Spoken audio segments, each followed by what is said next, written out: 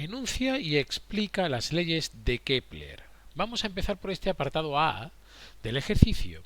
Y cuando terminemos de enunciar y de explicar estas leyes de Kepler, veremos que podemos hacer el apartado B aprovechando la última de las tres leyes que vamos a enunciar. Empezamos por la primera de las leyes de Kepler, que es la que se conoce como ley de las órbitas. Lo que nos dice es que los planetas giran alrededor del Sol. Hay que recordar que Kepler hizo sus leyes para el sistema solar en órbitas que son elípticas. Y se cumple la condición de que el Sol está en el foco de esa órbita elíptica, en uno de los focos de esa órbita elíptica. Se puede ver en este esquema. Este sería nuestro planeta que está girando y en esta órbita que hemos pintado de verde, que sería elíptica, bueno, pues esto sería un foco de la elipse y este sería el otro foco de la elipse que está siendo ocupado en este caso por el Sol. Esta es la condición.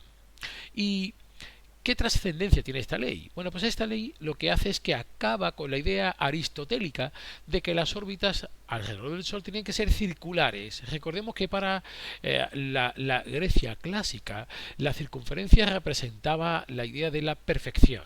Bueno, pues es Kepler el que determina, el que dice que esas leyes, perdón, que esas órbitas no son circulares, sino que son elípticas.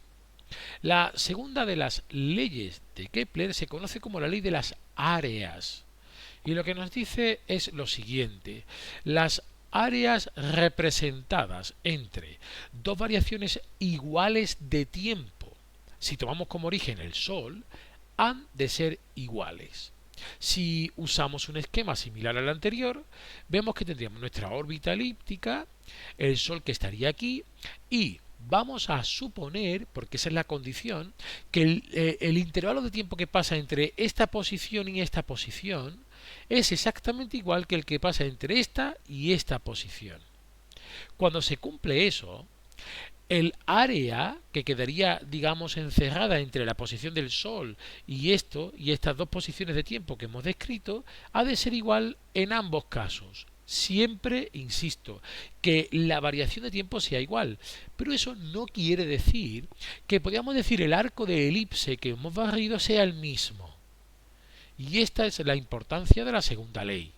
Lo que nos está diciendo exactamente es que si yo divido el área, por ejemplo, el área que yo he mostrado aquí que está en lila en esta parte, ¿vale? Si yo divido este área entre el tiempo transcurrido en pasar de esta posición a esta posición, me debe dar un valor constante. ¿Qué repercusión tiene esta idea o esta ley?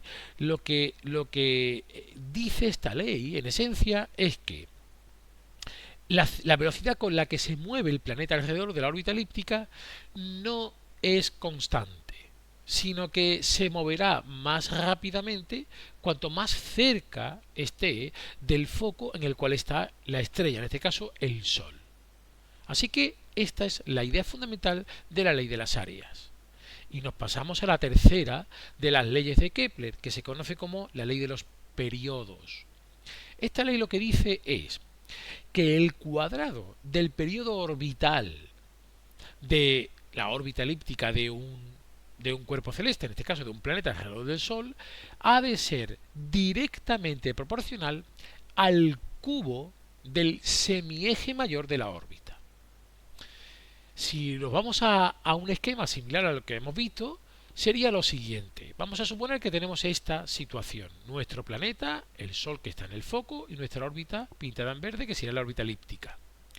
Si yo dibujo una línea que va desde el centro del planeta hasta el centro, ¿verdad?, de nuestra elipse, esto sería el semieje mayor.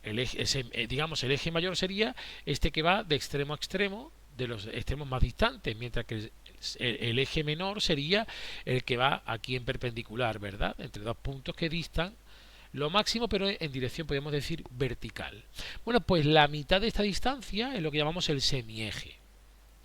Podríamos hacer lo mismo para otro planeta que orbitara también el Sol, pero en una órbita más pequeñita.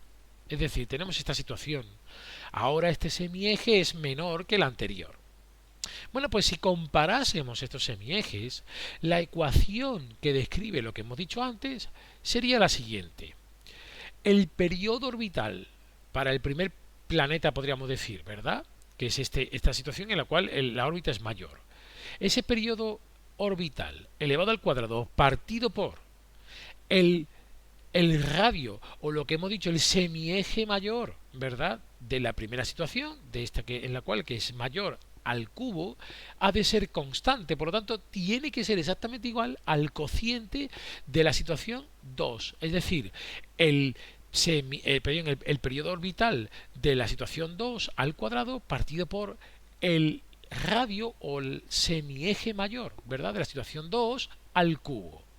También se podría escribir de otra forma que está un poco más en consonancia con lo que dice el enunciado de la ley de los periodos, y sería esta de aquí. El cuadrado del periodo orbital es directamente proporcional, es una constante k, al cubo del semieje mayor de la órbita. La pregunta sería, bueno, ¿y por qué no hemos escrito así, que parece un poco galimatías?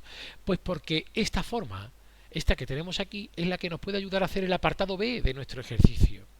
Nos dice que conocemos el periodo orbital y, podríamos decir, el semieje mayor de la órbita de Amaltea, que es un satélite de Júpiter. Además también nos dan el semieje mayor de la órbita de otro satélite de Júpiter, que es Metis. Así que nos pide que calculemos cuál es el periodo orbital de Metis. Lo tendríamos en esta situación de aquí. Podemos trasladarla a lo que estamos diciendo.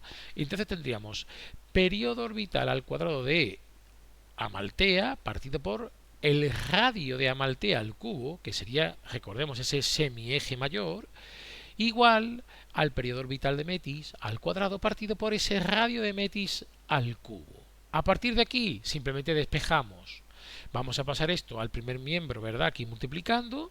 Y después pasamos este cuadrado en forma de raíz cuadrada. Ya tengo aquí despejado el periodo orbital de Metis, que es lo que me están pidiendo. A partir de aquí basta con sustituir los valores que nos han dado. Como nos viene dado el valor de, podríamos decir, de lo que sería el periodo orbital en días, lo vamos a manejar exactamente igual. ¿Y qué es lo que hacemos? Pues ponemos aquí los valores. El periodo orbital de Metis ha de ser la raíz cuadrada de, y tendríamos 0,489 al cuadrado días al cuadrado, por, ahora tendríamos 1,28 por 10 elevado a 8 al cubo, y serían metros al cubo. Recordemos que siempre las unidades también se elevan, ¿verdad?, a lo que estemos elevando la cantidad, la magnitud que sea. Y abajo tendríamos 1,81 por 10 elevado a 8 al cubo, metros al cubo. Simplificamos. ¿Y qué tenemos dentro de la raíz? Días al cuadrado, que cuando hagamos la raíz se nos convierten en días. Al hacer la operación obtenemos un valor de 0,29 días, que correspondería al periodo orbital del satélite Metis de Júpiter. Con esto queda completo el ejercicio.